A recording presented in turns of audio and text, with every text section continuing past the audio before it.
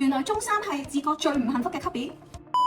有調查指出呢個係事實，估計係同中三同學覺得自己更近 DSE 一步，但對高中課程充滿住未知有關。中三同學，我哋好明白你而家面對選科有壓力，但同時 DSE 英文成績停滯不前。面對高中更加之 intense 同埋 exam oriented 嘅教育，你覺得自己未準備好？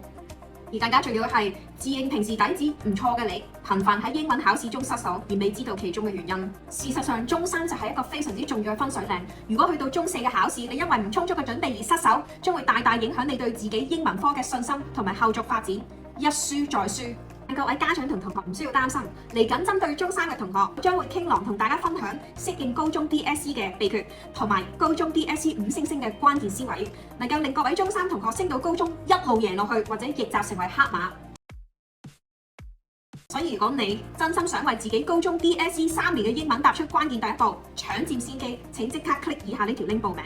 搶到入場券嘅同學，我哋堂上見。